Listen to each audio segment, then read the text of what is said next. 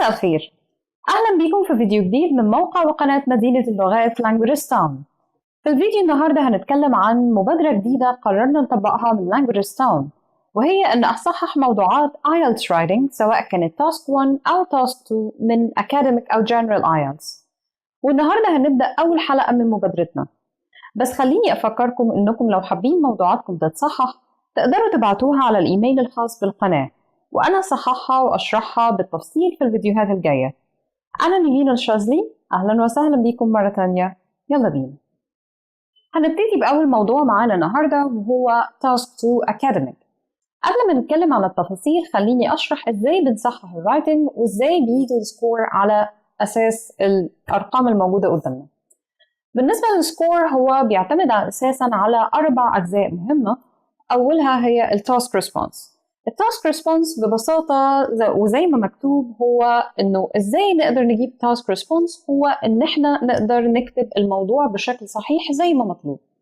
بالنسبة لتاسك 2 بالنسبة للآيلتس سواء كان أكاديميك أو جنرال عندنا 3 أنواع أساسية هي اللي بتكون موجودة في تاسك 2 عموما.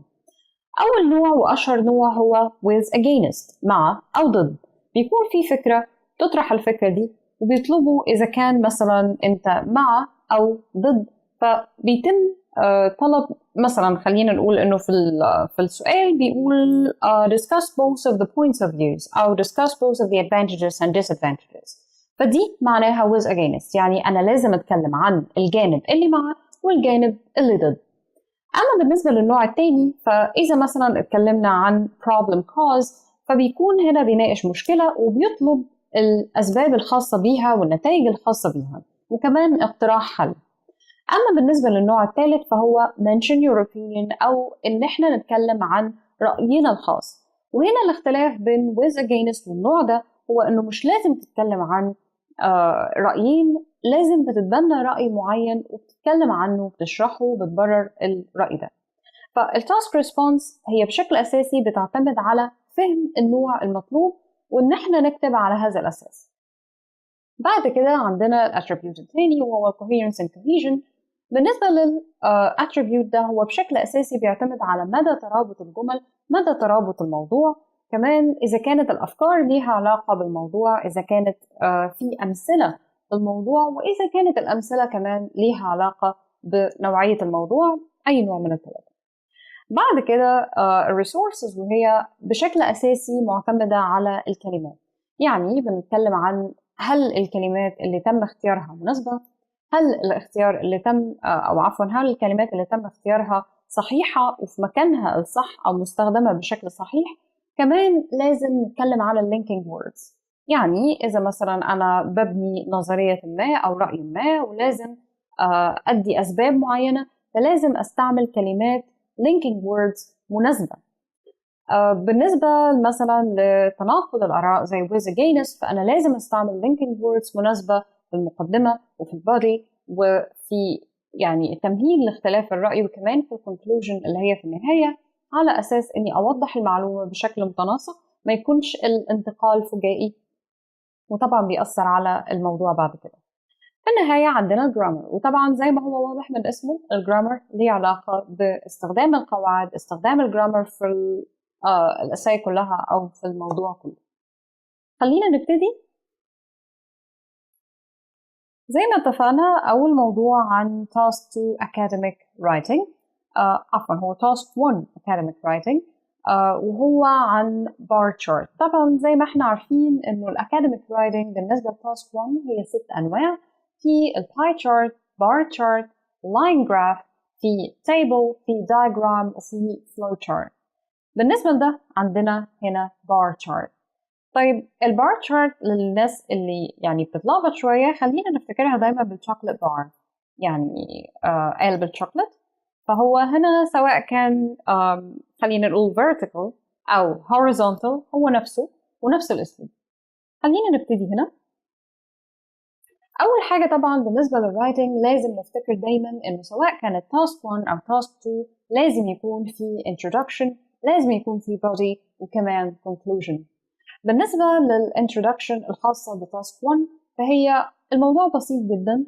لازم نفتكر إنه في 3 معلومات مهمة لازم تكون في المقدمة. يعني مثلا the paragraph depicts the number of sales copies for 4 types of materials reading through 10 years. بالنسبة للمقدمة هنا والفيدباك الخاص بيها، خلينا نشوف.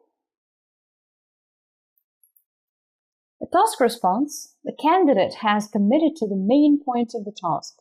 يعني كاتب الموضوع التزم بشكل أساسي بالهدف المطلوب في الكتابة. وأهم حاجة خاصة بالتاسك ريسبونس هو إنه تم تغطية المعلومات الثلاثة الخاصة بالwriting عموما، وهي 3Ws. 3Ws هي what the details are، يعني إيه المعلومات أو الموضوع الأساسي اللي احنا بنتكلم فيه. where the details are، كمان مكان المعلومات، وفي النهاية وقت المعلومات وهو when the details are. خلينا مرة تانية نرجع للمثال. خلينا نبتدي من المقدمة. زي ما اتفقنا أي writing لازم يكون فيه مقدمة وbody وconclusion. بالنسبة للمقدمة الخاصة بالموضوع ده وهو task 1 academic زي ما اتفقنا مفيش مشاكل فيه. بالنسبة للكاتب هو غطى المعلومات الأساسية أو النقط الأساسية اللي هي إيه هو الشكل الموجود. The paragraph depicts the number of sales، يعني ده الشكل الموجود والمعلومات الخاصة بيها. بالإضافة طبعا for 4 types of materials، ده بالنسبة طبعا ل خلينا نقول نوعية الشكل أو نوعية المعلومات through the 10 years or through 10 years، ودي المدة الخاصة بالباراجراف أو يعني بالمعلومات المطلوبة على مدى 10 سنين. أما بالنسبة للأسباب اللي للأسف ضرت السكور فخلينا نتكلم فيها فورا. بالنسبة للتاسك ريسبونس هي الأوفر سكور كان 6، وزي ما وضحنا لأنه تم الالتزام بالمعلومات المهمة الخاصة بالانترودكشن أو بالمقدمة، فما كانش في تعليق كبير عليها. لكن بالنسبة للكوهيرنس والكوهيجن واللي زي ما اتفقنا قبل كده هو ليه علاقة بالترابط الخاص بالموضوع وتنظيم الموضوع نفسه. فزي ما شايفين هنا بالنسبة للكاتب هو اتكلم في جزئين أساسيين أو في 2 main parts على أعلى نقطة وأقل نقطة موجودة على البار تشارت.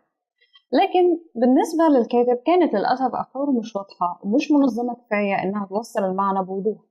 يعني زي ما شايفين على حسب التصحيح الموجود، مثلا في الباراجراف الأول كان لازم يتم تنظيمه وكان لازم يتم تغيير جملة معينة على أساس إنه ابتدت الجملة بيها كان المفروض إنها تكون في النهاية. زي مثلا خلينا نشوف بالنسبة لبداية الباراجراف الأول كان المفروض إنه يتم البداية بحاجة زي as it can be seen، as it can be understood. يعني لازم نبتدي الباراجراف بحاجة توضح إنه إحنا بنتكلم عن البار تشارت. ففي أكتر من أسلوب as it can be seen زي ما ممكن نشوف، أو as it can be understood زي ما ممكن نفهم من البار تشارت. وبعد كده بنبتدي بأهم نقطة موجودة على البار تشارت وهي أعلى الأرقام. History books were the most popular، إنه كتب التاريخ كانت هي الأعلى أو الأنجح. كمان بالنسبة للمعلومات الخاصة بالبار تشارت في معلومة مهمة جدا، هي إنه عموما task 1 بتنقسم لجزئين أساسيين. أهم نقطة فيهم إنه لازم نتكلم عن أعلى الأرقام أو أعلى الفيجرز وكمان أقل الفيجرز. فلما بنتكلم عن أعلى الفيجرز بنتكلم عنها في باراجراف مخصص أو باراجراف معين مستقل. يعني مثلا زي المثال الموجود as it can be seen in the bar chart, history books were the most popular genre among the readers over the years from 2002 until 2012. يعني ده المثال اللي أنا ضايفاه أو ده التعديل اللي أنا ضايفاه، إنه بنبتدي بحاجة بتوضح إن بتكلم على البار تشارت وبعد كده بوضح أهم أو أعلى المبيعات الموجودة على البار تشارت واللي كانت خاصة بالهيستوري بوكس. وضحت مين أعلى المبيعات وإيه الأرقام الموجودة، وكمان بالإضافة طبعا للمدة اللي هي من 2002 ل 2012 مدة ال10 سنين. There was a significant increase in 2008 طبعا دي كانت أعلى المبيعات الموجودة ولازم نتكلم عنها. فخلينا يعني نلخص مرة تانية. أول حاجة لازم أبتدي بlinking word زي as it can be seen علشان أوضح إن أنا بتكلم على البار تشارت. بعد كده ببتدي بأعلى نقطة أو أعلى فيجر موجودة في البار تشارت، وهنا كانت الهيستوري بوكس. كمان بوضح المدة الزمنية اللي بتكلم عنها، وهي هنا لمدة 10 سنين. بالإضافة طبعا إن لو في أرقام واضحة جدا أو أرقام أعلى من غيرها لازم أتكلم عنها. هنا بدأت بيها جملة جديدة. There was a significant increase in 2008 when 10,000 books were sold, followed by a minor decrease in the next 2 years. هنا عندنا انخفاض بسيط وبعد كده لسه الأرقام عالية زي ما هي، فبنتكلم عنه by a minor decrease in the next 2 years with the sales of approximately 9,000 books. كده أنا خلصت المقدمة لما اتكلمنا عنها، وبعد كده خلصت أول جزء من الباراجراف اللي بيتكلم عن أعلى نقطة موجودة أو أعلى مبيعات موجودة. دلوقتي جه دور أقل المبيعات الموجودة أو أقل الأرقام الموجودة على الشكل. The second paragraph should have been dedicated to the lowest peak. يعني زي ما اتفقنا إنه الباراجراف الثاني لازم يكون في الأرقام القليلة. طبعا بالنسبة لكاتب الموضوع زي ما احنا شايفين المعلومات اتكتبت already، لكن كانت المشكلة في تنظيمها. يعني مثلا إذا هنشوف هنا overall the numbers of history books were the biggest marketing. On the contrast, the hobbies books recorded the smallest figure in sales. الكاتب هنا اتكلم عن أعلى الأرقام وأقل الأرقام الموجودة على البار تشارت، لكن للأسف كان توظيف المعلومات ومكانها مش صحيح. In 2002 and 2003, the sales of history books reached the approximately 4,500 copies. Then this figure began increased, which was a grammatic mistake, كان للأسف غلطة في الجرامر. بعد كده gradually to achieve the peak by 1,000 in 2008. يعني زي ما احنا شايفين فعليا اتقسم الموضوع ل 2 paragraphs زي ما اتكلمنا قبل كده، لكن المشكلة كانت في تنظيمه. الباراجراف الأول كان مختلط بين أقل أرقام وأعلى أرقام، كمان ما كانش فيه يعني نقطة معينة ننطلق منها ونفهم الباراجراف الأول عن إيه. بالإضافة طبعا on the other hand, the sales of hobbies books were fluctuated along decade. هنا انتقلنا لأقل الأرقام، لكن للأسف مرة تانية بتحصل نفس اللخبطة ومرة تانية بيحصل عدم الوضوح. فأنا كان تعليقي على البودي أو الcoherence and cohesion إنه بشكل أساسي لازم نكون واضحين جدا في النوع ده من الرايتنج. يعني عادة بيكون في المقدمة، بعد كده في البودي بينقسم بين نوعين أو بين 2 paragraphs. أول paragraph بيكون عن أعلى الأرقام، تاني paragraph بيكون عن أقل الأرقام، وبعد كده بيكون في جزء تاني للتفاصيل الخاصة بفترة يعني فترة الاعتدال أو فترة الاستقرار، ودي هنشوفها بعد كده. وبعد كده بتيجي الكونكلوجن. خلينا نكمل زي ما كنا في الباراجراف الثاني.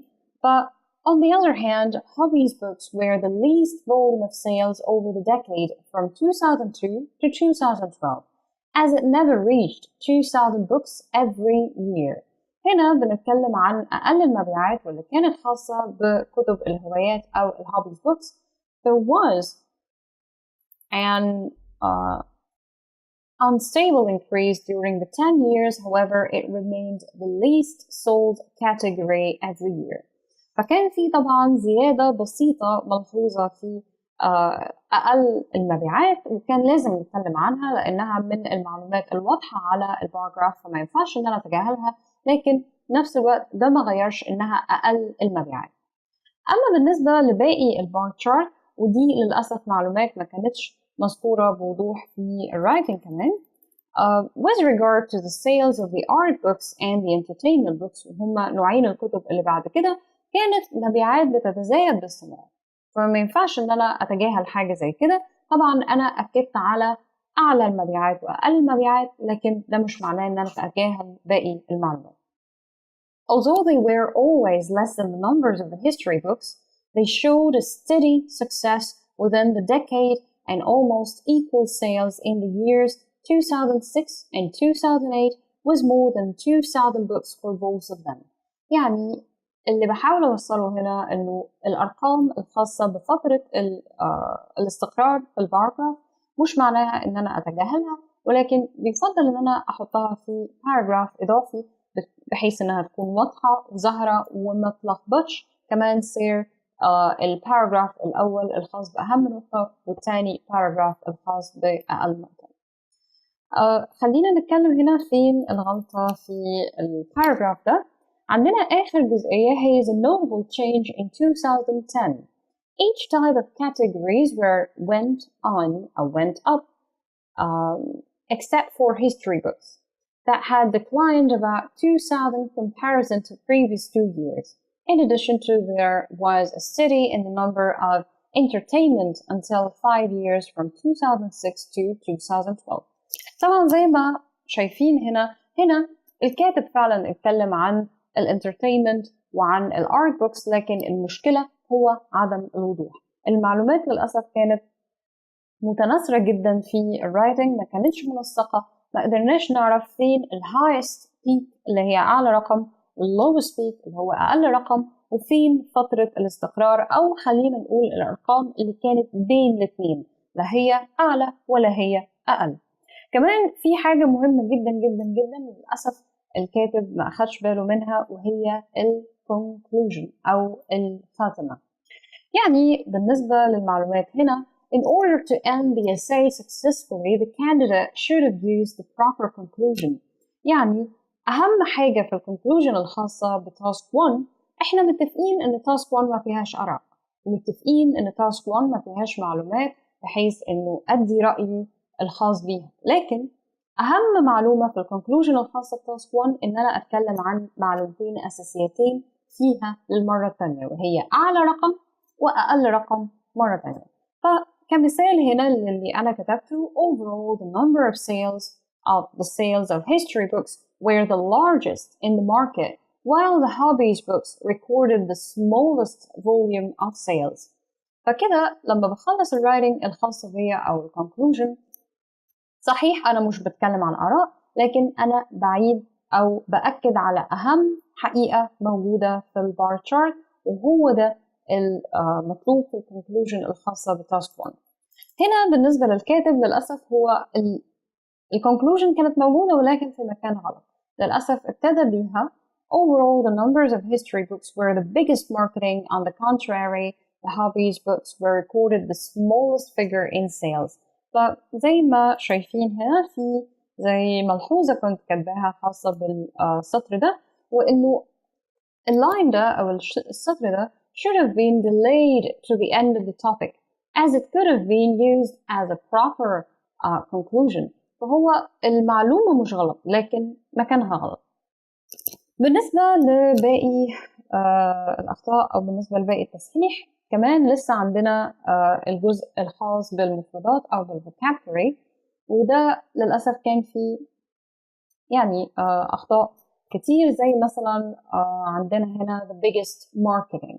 the biggest marketing يفضل إنها كانت تبقى the largest volume of sales، يعني أكبر كم من المبيعات.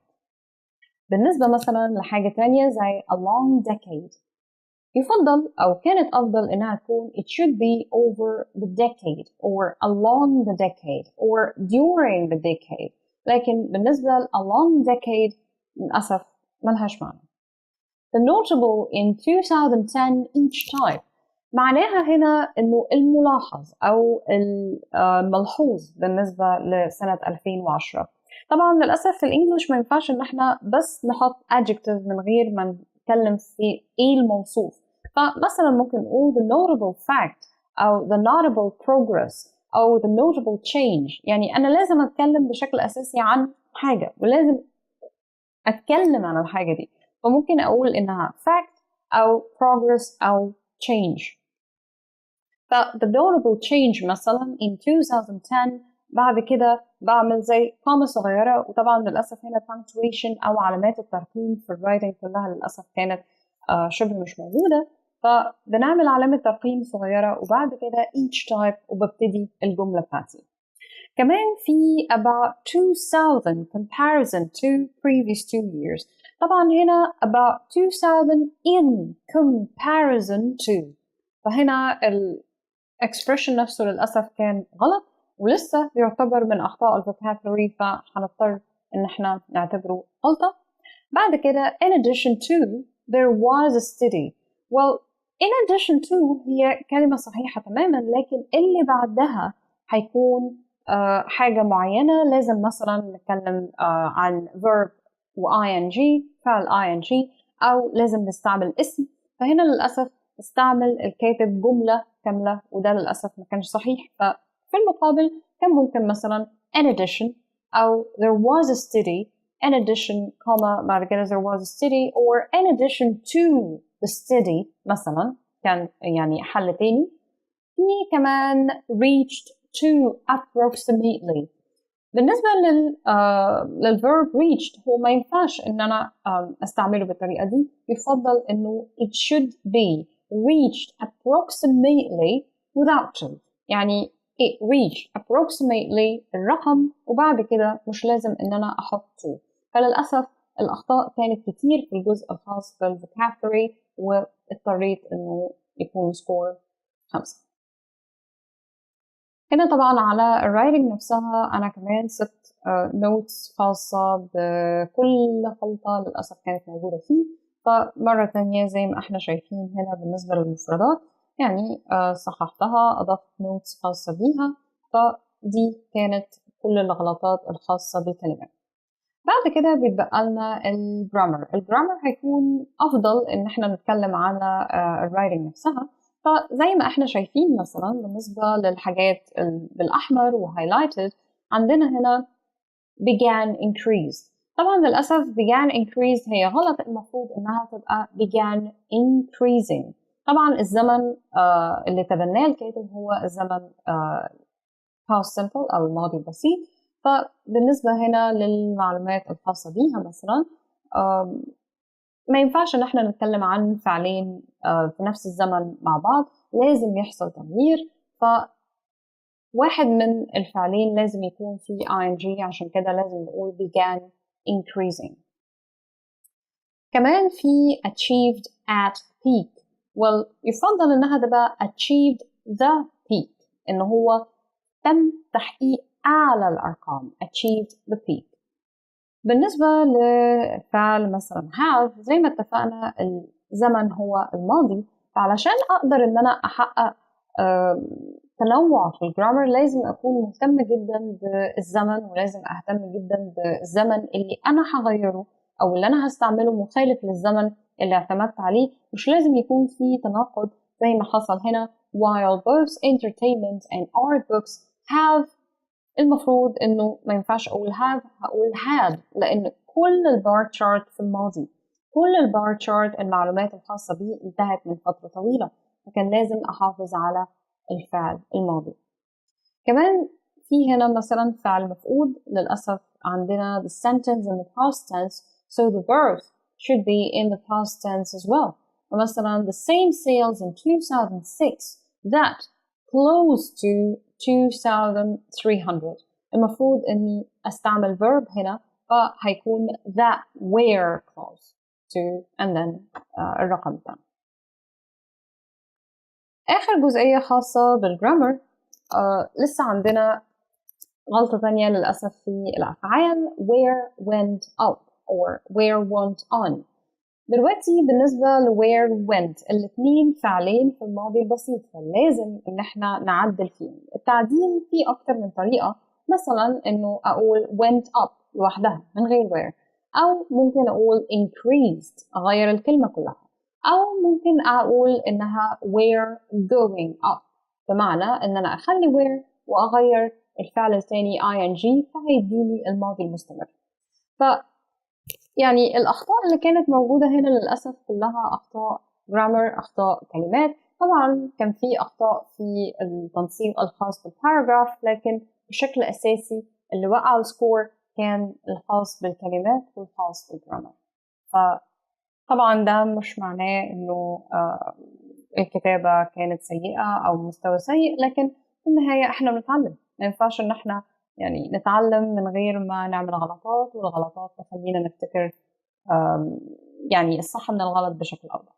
فده كان أول تاسك، أول كتابة أو أول موضوع كتابة هو كان academic task 1. الموضوع الثاني عندنا هنا برضو هو academic writing، لكن بالنسبة لده كان task 2. كان task 2 ده اللي فعليا task 2. طبعا احنا دلوقتي خلاص فهمنا ازاي بنصحح الرايتنج بالنسبة لتاسك 2 بالنسبة لتاسك 1. الاثنين بيعتمدوا على نفس الاتريبيوت وبيعتمدوا على نفس المعلومات، لكن بالنسبة لتاسك 2 شوية التفاصيل هتكون مختلفة.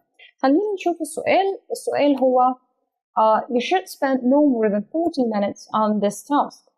السؤال هو more and more people are relying on the private car as their major means of transportation. Describe some of the problem over reliance on cars can cause and suggest at least one possible solution. Give reasons for your answer and include any relevant examples from your own knowledge or experience. You should write at least 250 words. طيب زي ما احنا شايفين هنا الموضوع هنا problem and cause. ازاي عرفنا؟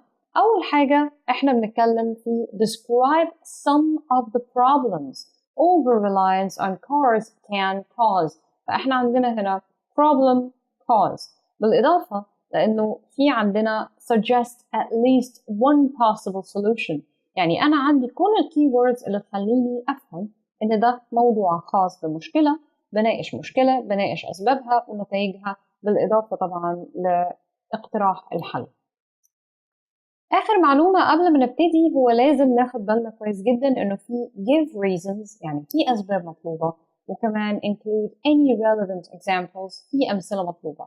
أنا ليه بوضح المعلومات دي باختصار؟ لأني بعتمد عليها في السكور، فأي جزء من المعلومات دي مش موجودة في السكور للأسف بينقص. بالنسبة للرايتنج عندنا هنا يعني زي ما احنا شايفين في تنسيق كامل، في وضوح في الباراجرافز، بس خلينا نبتدي بالأخطاء. يعني زي ما احنا شايفين هنا عندنا التاسك response. The candidate has committed to the main purpose of question as the needed response should be a problem cause. فهنا بالنسبة للتاسك response كانت صريحة صحيحة، مفيش أي مشكلة. لكن بالنسبة للانترودكشن الخاصة بالتاسك ريسبونس اللي هي بتوضح الموضوع وبتجاوب على السؤال، للأسف كانت فيها غلطات كبيرة أدت إن التاسك ريسبونس السكور بتاعها يقل جدا، لأن بشكل أساسي الانترودكشن هي اللي بتحدد التاسك ريسبونس إذا كانت صحيحة أو لا، وبتجاوب على السؤال الأهم في الموضوع وهو إيه الحلول، إيه الأسباب، وإزاي نقدر إن إحنا نحلها. خلينا نوضح بشكل أساسي explaining the reasons of the problem أو شرح أسباب المشكلة باختصار. يعني مثلا كمثال nowadays the number of people who rely on their private cars as their main type of transport is increasing. ده كان الكتابة الخاصة بصاحب الموضوع، إنه يعني في الأيام دي في ناس كتير بتعتمد على سياراتها الخاصة كوسيلة أو وسيلة مواصلات أساسية. دلوقتي اللي حصل إنه تم تكرار نفس المعلومة الموجودة في السؤال بكلمات مختلفة صحيح، لكن نفس المعلومة مفيش جزء جديد اتضاف، وبالتالي ما قدرتش أعرف التاسك ريسبونس بتاعتي إذا كانت يعني صحيحة أو لا من الانترودكشن. فكان المطلوب إنه نضيف جزء تاني زي الأسباب مثلا. Many people believe that the cars are more comfortable and safer for them than the other means of transportation. Others find the cars cheaper for them due to the unstable prices of the fossil fuel which is used in most of the means of transportation. دلوقتي بالنسبة لحاجة زي كده أنا المقدمة بتاعتي لازم تكون كاملة. المقدمة بتاعتي بوضح فيها أو بقدم فيها الموضوع، واللي زي ما حصل بالنسبة للكاتب قدم الموضوع، لكن كمان لازم أقدم الأسباب اللي كانت مطلوبة في رأس السؤال give reasons. وكمان في البودي بوضح المشاكل، بوضح النتائج وبشرحها وبدي أمثلة عليهم. فللأسف في الانترودكشن ما قدرتش إن أنا أجاوب على السؤال الأساسي، وده للأسف أثر على التاسك ريسبونس. بالإضافة طبعا لأنه في حاجة مهمة هنا، there is another detail which can be added but not necessary. يعني الجزء ده ممكن يضاف طبعا ولكن مش بشكل أساسي، مش مصيري. إن أنا ممكن أقول this essay will briefly outline the relevant problems and reasons. إنه أنا هشرح المشاكل والأسباب المتعلقة بالموضوع ده في موضوع الكتابة ده. هل ضروري إن أنا أكتب حاجة زي كده؟ لا، مش ضروري. هل غلط إن أنا أكتب حاجة زي كده؟ كمان مش غلط. فده جزء ممكن تضيفه إذا احتجت. بالنسبة للاتريبيوت الثاني وهو الcoherence and cohesion. بالنسبة للcoherence and cohesion عندنا هنا كان في شوية تعليقات وكان في شوية أخطاء للأسف، خلينا يعني نوضحها. بالنسبة للأفكار كانت واضحة تماما، منظمة تماما. شرحنا أو يعني الكاتب شرح المشاكل الموجودة بسبب الاعتماد الزائد على العربيات زي ما اتشرح في الموضوع أو زي ما طلب في الموضوع. كمان الأسباب كانت موجودة، و يعني النتائج المتعلقة كمان بالأمثلة. أهم حاجة زي ما شرحت قبل كده إن احنا نتعلم إزاي نحلل الموضوع. تحليل الموضوع أهم نقطة في الموضوع كله. إذا ما حصلش تحليل للأسف هيحصل الغلطة اللي حصلت في الانترودكشن أو في المقدمة، إنه أنا مش عارفة أكتب المعلومات الخاصة اللي أنا عارفاها فين. في جزء خاص بالمعلومات الخاصة بالمقدمة، ما اكتبش تفاصيل كتير لكن في نفس الوقت ما اعملهاش بس مجرد سطر تقديمي وأخلي كل التفاصيل للبريد. بالنسبة للcoherence and cohesion هنا تم تغطية كل المعلومات فيما عدا للأسف النهاية. النهاية كانت ضعيفة شوية، كانت كليشيه بمعنى صح، كليشيه بمعنى إنه مطروقة قوي أو خلينا نقول ضعيفة جدا. فبالنسبة للنهايات الخاصة مثلا بأنه ده قرار كل واحد إنه يختار الصح أو الغلط، أو إن ده قرارك الخاص إنك تعمل ده أو ما تعملش ده، مفيش مشاكل. إحنا مش هنقول إن ده غلط، لكن للأسف مش هيديك السكور المطلوب، ووارد جدا إنه يتسبب في تقليل سكور. فأهم حاجة بالنسبة للconclusion واللي بتمس بشكل مباشر طبعا الcoherence and cohesion، لازم نفتكر ان احنا نكون حياديين. لازم نفتكر انه في الكونكلوجن لازم يكون في نوع من يعني خلينا نقول تآلف، بمعنى انه لازم نتكلم في حاجة مثلا على سبيل المثال it is our right to live a comfortable life and choose the method that suits us. فقبل ما تتكلم عن رأيك النهائي وقبل ما تضيف آخر معلومة في writing أو في الموضوع نفسه، لازم نتكلم إن ده موضوع يهمنا كلنا، إنه ده من حقنا إن احنا نختار الوسيلة المريحة لينا، وبعد كده بعتمد على ده علشان أأكد على رأيي مرة تانية وأأكد على المغزى النهائي للكتابة أو للwriting، إنه everyone has the right to decide whether to buy his or her own private car or not. However, we must not ignore the negative future effects of cars on our environment. طبعا بالنسبة للمقابل للconclusion المقابلة في الموضوع الأساسي، خلينا هنا نقارن. To sum up أو to sum it up, it can be said that each individual has to choose whether or not to buy their private car. Yet, the future environmental effects of cars should not be forgotten. طبعا أنا فاهمة إنه المعنى يكاد يكون متطابق، ولكن في جزء أساسي مهم هو الحيادية. لازم نكون حياديين، ولازم الكونكلوجن في النهاية تتضمن كل الآراء، تتضمن كل الاختيارات مع التأكيد على موقف الكاتب. إذا ده ما حصلش وارد جدا إنه الcoherence and cohesion score يتأثر، أو كمان التاسك ريسبونس يتأثر، لأنه موضوع الحيادية وعدم الانحياز بشكل متطرف ممكن يأذي السكور. بالنسبة لباقي السكورز أو بالنسبة لباقي الاتريبيوتس الخاصة بالwriting زي ما شايفين task response كان 5، أما بالنسبة للcoherence and cohesion كان 6. بالنسبة لل vocabulary lexical resources وكمان الجرامر كان السكور بتاعهم ممتاز كان 7. بالنسبة للفوكابلري كان اختيارها مناسب جدا، اختيار الكلمات وتوظيفها واستخدامها ما كانش فيه أي غلطات من أي نوع، كان في الاكيورسي ويعني كان precisely كان accurately correct، فما كانش فيه أي داعي للتصحيحات بشكل إنها تنزل سكور عن 7.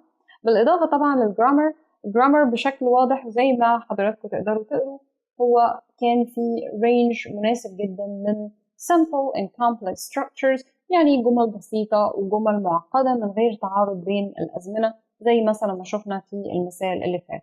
فهو كان مناسب جدا لسكور 7، لكن للأسف كانت الأخطاء الأساسية موجودة في أهم الأجزاء اللي بتأثر على السكور، وهي التاسك ريسبونس والcoherence and cohesion. once إن احنا يكون عندنا غلطتين أو غلطة في أي من الأجزاء دي للأسف بتأثر على السكور بشكل كبير، وعشان كده السكور الأساسي كان 6.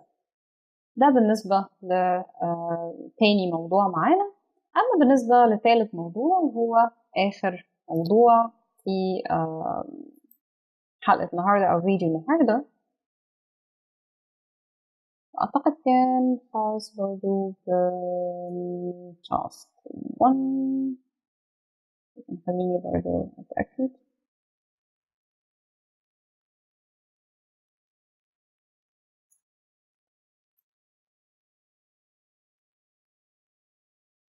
تمام. هو بالنسبة للرايتنج دي هي خاصة actually بتاسك 2، وهي كانت خاصة كمان ب with against. كانت تاسك 2 with against، على عكس طبعا التاسك 2 اللي فاتت دي كانت problem cause. فهنعرف ازاي انها with against من هنا. Discuss both these views and give your own opinion. فأول ما أشوف both these views أعرف فورا إن أنا بتكلم عن with against، وإن أنا مطالب في الموضوع إن أتكلم عن الناس اللي مع والناس اللي ضد. طيب خلينا نشوف هنا. Some people think that parents should teach children how to be good members of society. Others, however, believe that school is the place to learn this. فالموضوع الأساسي هو مين المسؤول عن تربية الأطفال علشان يكونوا أعضاء نافعين في المجتمع؟ هل هم الأهالي؟ هل هي المدرسة؟ كان النقاش عندك. فخلينا نبتدي هنا.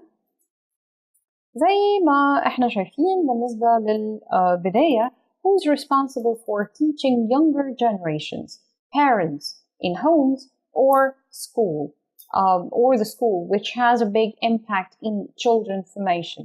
بالنسبة للintroduction طبعا هي يعني خلينا نقول قربت تخلص. There are two different points of view which represent a big argument between individuals every day.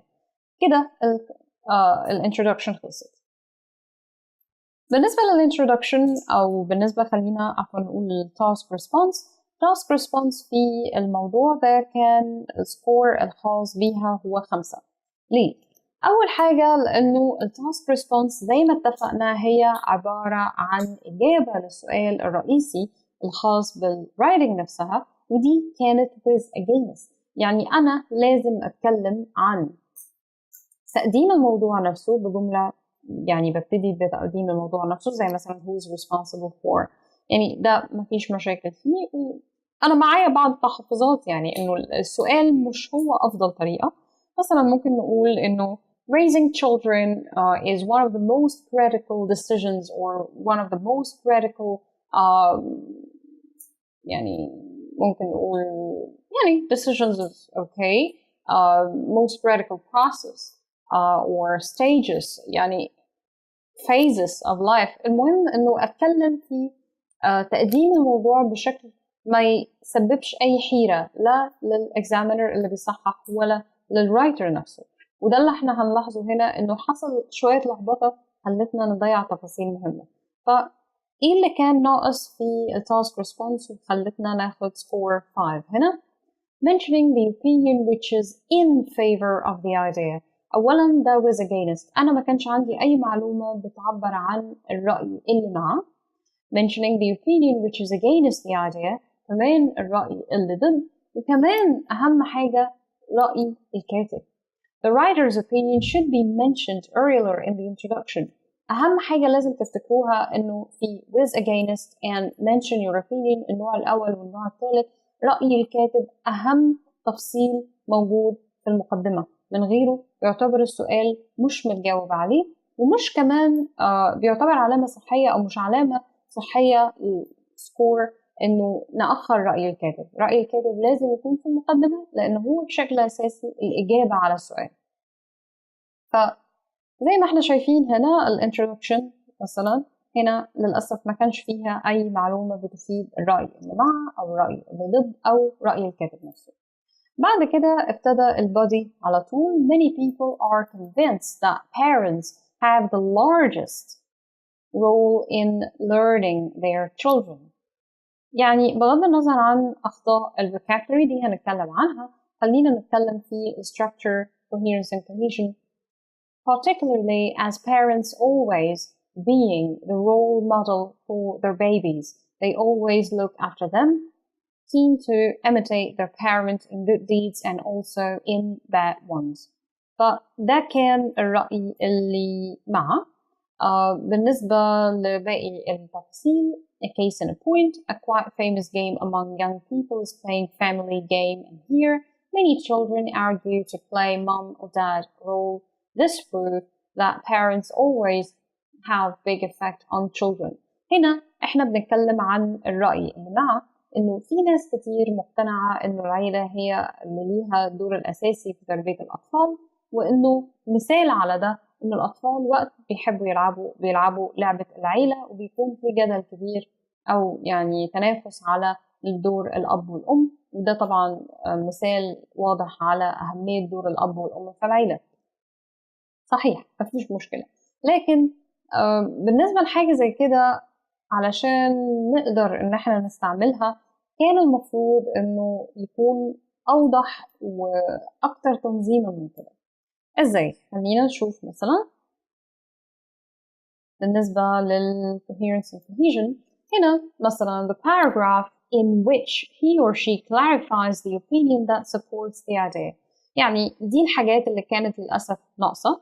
خلينا نقول إنه the candidate explained the ideas in 2 paragraphs. هو فعلا تم قسم الموضوع لجزئين وكمان في أمثلة جيدة في الموضوع، لكن بالرغم من إنه الtopic sentences كانت واضحة وكانت قوية، لكن للأسف ما كانش فيه تنظيم أبدا لstructure الموضوع أو بناء الموضوع.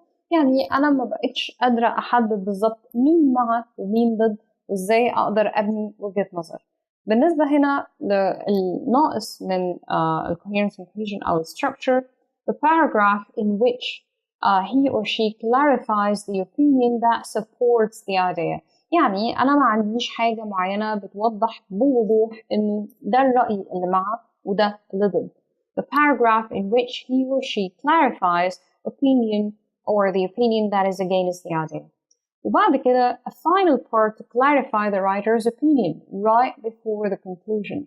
يعني إذا رجعنا مثلا للنص الأساسي مرة تانية, many people are convinced that parents have the largest role in learning their children.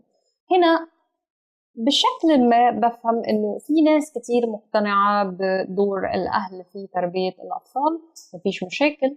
أما بالنسبة للمثال إنه لعبة العيلة والنقاش على دور الأب والأم مفيش مشاكل، لكن مفيش حاجة بتقول إنه في ناس بتؤيد أو بتوضح أو متأكدة إنه الأهل هم الأهم وهم يعني الأكثر تأثيرا في تربية الأطفال.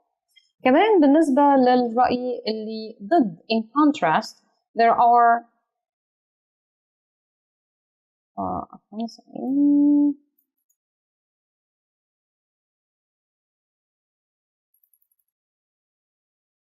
in contrast there are those who believe in schools as the master to teach them what explains their beliefs in children. فمعناها هنا كمان للأسف ما كانش فيه وضوح في إن ده الرأي اللي معه. إحنا مجرد بنتكلم في نقطتين، إنه في ناس بتشوف إنه العيلة مؤثرة، وإنه في ناس بتشوف إنه المدرسة مؤثرة لأن الأطفال بتقضي وقت طويل فيها وتتأثر بيها. لكن بالنسبة لوضوح أو تنظيم الباراجراف نفسه، أو يعني 2 paragraphs للأسف ما كانش واضح، ما كانش منظم، كان يستحق إنه يكون منظم أكتر من كده، وكان ممكن يكون منظم أكتر من كده. فللأسف ده أثر على تاني أهم سكور في الرايتنج، وهو الكوهيرنس والكوهيجن. للأسف اضطرينا إن احنا نخليه 6. بالنسبة للرأي الخاص بالكاتب، أنا فاهمة إنه رأي الكاتب موجود، لكن كمان موجود في الرأي الغلط أو في المكان الغلط. ما ينفعش أبدا إن أنا أحط رأي الكاتب بعد الخاتمة. الخاتمة هي آخر جزء، الكونكلوجن هي آخر جزء في الرايتنج. أي حاجة بتيجي بعد الكونكلوجن بتلغي دور الكونكلوجن وبتخلي الموضوع من غير خاتمة أو من غير كونكلوجن، وده مرة تانية بيأثر على سكور الخاص بالكوهيرنس والكوهيجن، فمضطرة إن أنا أخليه 6. نرجع مرة تانية للفوكابلري. طبعا للأسف الفوكابلري كان فيها يعني أخطاء كتير، دي أثرت على lexical resources. يعني مثلا عندنا in homes كان لازم تبقى at homes. a big argument. big يعني هي كلمة مشهورة ما فيش مشاكل، لكن بالنسبة للرايتنج بشكل أساسي أنا بحاول أستخدم كلمات رسمية، كلمات يعني كل ما كانت أقل في الانتشار، كل ما كانت فورمال أكتر أو رسمية أكتر، كل ما بيزيد السكور. فعلشان أستعمل كلمة زي big هضطر إن أنا أقترح حاجة زي critical، زي sensitive، زي common مثلا، لكن بالنسبة لبيج يعني مش مرحب بيها قوي. كمان learning their children. learning مش إنه أعلم، learning إن أنا أتعلم، فهي المفروض تبقى teaching أو educating their children. بالنسبة ل their babies هي فئة عمرية مختلفة تماما عن الفئة اللي احنا بنتكلم فيها. يعني إن احنا ننشأ أطفالنا بحيث إنه يكونوا ناس مفيدة وناس نافعة، مش هينفع إن أنا أتكلم عن babies، أنا بتكلم عن children، عن youngster. ف babies هغيرها ب children أو youngster. بعد كده their fathers and mothers مفيش مشاكل، بس يعني تم تكرارها أكتر من مرة، فكان يفضل إن احنا مثلا نستعمل كلمة زي parents. كمان في كلمة تانية they believe the school is the master. the master and slave دي يعني جملة شوية أو كلمة شوية قوية متطرفة، ودي كمان حاجة لازم نتعلمها في الرايتنج، إن أنا مش لازم أتكلم أو أستعمل كلمات متطرفة زي very angry أو furious أو يعني out of my mind or lost my head. أي حاجة زي كده بتدي معنى very extreme أو متطرف جدا. عشان كده أنا غيرت كلمة master هخليها expert أو specialist، ودي أكتر يعني بتناسب المدارس، لأن المدرسة العلاقة فيها عموما مش master slave، يعني مش سيد وعبد. المدرسة هي المتخصص الخبير، فخليها expert أو specialist. بالنسبة ل their persona هي كانت persona، بعد كده باقي الكلمة personality، فبكل الأشكال هي مش صح. المفروض إنها تكون personality one word أو character كمان هتكون أدق هنا لو هنتكلم عن الموضوع بشكل علمي، character بتكون أنسب. وأخيرا عندنا all in all مش غلطة، لكن هي كانت تفضل أو يفضل إنها يعني خلينا نقول نستخدم طريقة أوضح علشان ننهي الموضوع. وفي كلمات كتير مشهورة علشان نوضح إن دي conclusion زي to conclude أو in conclusion or to sum up or to sum it up or at the end. أنا ما بقولش مرة ثانية إن all in all غلط، ولكن بقول في أحسن، في حاجة تقدر تديني سكور أعلى وأسرع من غير الاعتماد على تقدير المصحح. فكان للأسف سكور 6. أما بالنسبة للجرامر فخلينا نرجع للنص الرئيسي هيكون أوضح فيه. طبعا الكلمات المعمول عليها highlight بالأحمر أو underline فهي الغلطات. عندنا مثلا بالنسبة للغلطات الموجودة always being are، هي المفروض they as parents always are. فبالأخضر هو تصحيحي، being هو للأسف الخطأ، أو بالأحمر وكمان underlined. in learning their children زي ما اتفقنا هنا بالنسبة للجرامر هو كمان غلط، لكن هنقول هنا teaching أو educating their children. بالنسبة للvocabulary كمان مكانته صح. They always look after them, keen to imitate their parents in good deeds. هنا أنا لما بتكلم عن حاجة زي كده أنا يعني كلامي بشكل أساسي عن الأهل اللي بيهتموا بالأطفال.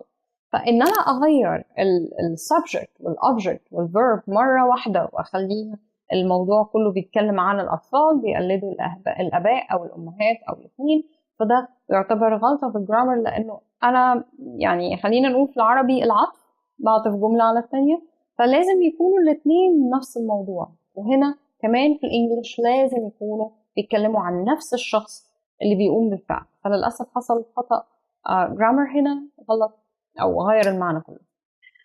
بعد كده عندنا this proves.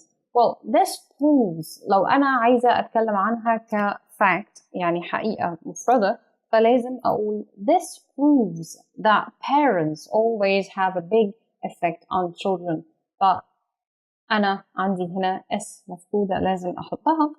بعد كده main or another significant reason is children trust not anyone but their fathers. يعني يفضل هنا إنها تكون children do not trust anyone but their fathers and mothers or parents. but not anyone يعني هي slang as in يعني اللغة عامية قوي، فهي للأسف مش هنقدر إن احنا يعني نعتمدها كأسلوب للكتابة، لكن خلينا نستعملها بشكل simple جدا still grammatically correct. They do not trust anyone, or they do not trust, or they no longer trust, or they never trust anyone but their fathers and mothers. فهو مش تغيير جذري، ولكن على الأقل بنقرب للgrammatic structure. بعد كده عندنا have been experienced. have been experienced ليها تصحيح، يعني هي طبعا ليها علاقة بالtense أو بالزمن. have experienced ومش هستعمل been، أو have been experiencing and يعني إن أنا أحط ing بدل ed.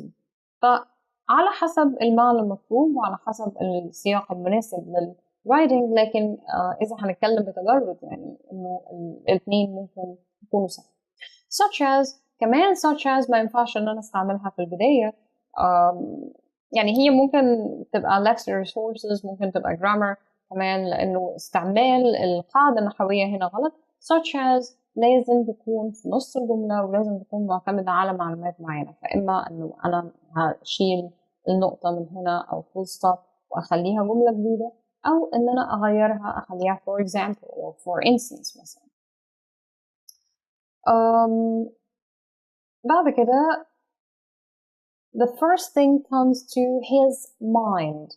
هنا to his mind and بعد كده لازم أفصل، لأنه إذا هنتكلم عن مبتدأ وخبر، يعني الخبر من الجملة دي is talking to his father، فعلشان كده لازم إن أنا يعني أعدل شوية في الجرامر، وكمان أعدل في علامات التنسيق أو punctuation علشان أخلي المعنى مفهوم.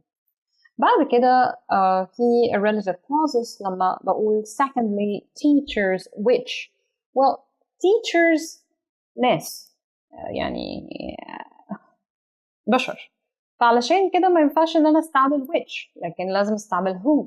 فده للأسف برضو خطأ في الجرامر، لازم ان انا اخد بالي منه.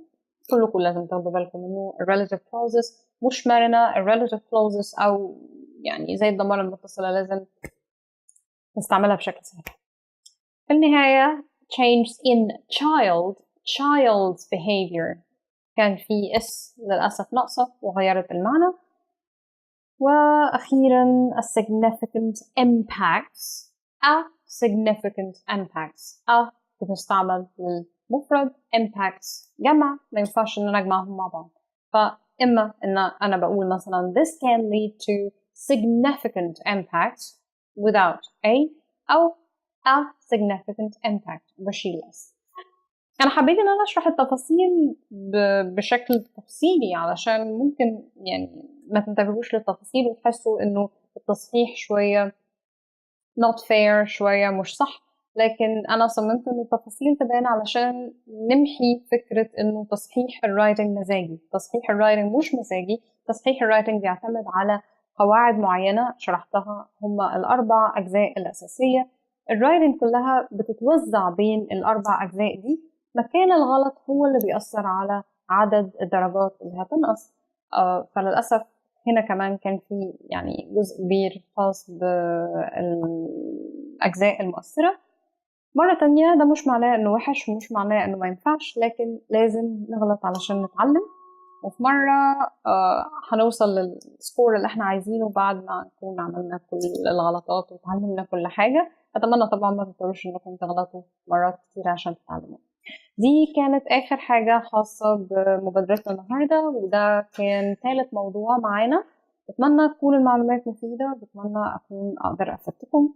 مرة تانية بفكركم إنكم تقدروا تبعتوا الرايتنجز الخاصة بيكم وأنا أكون سعيدة أن أصححها. شكرا لوقتكم طبعا، أشوفكم في الفيديو الجاي. باي.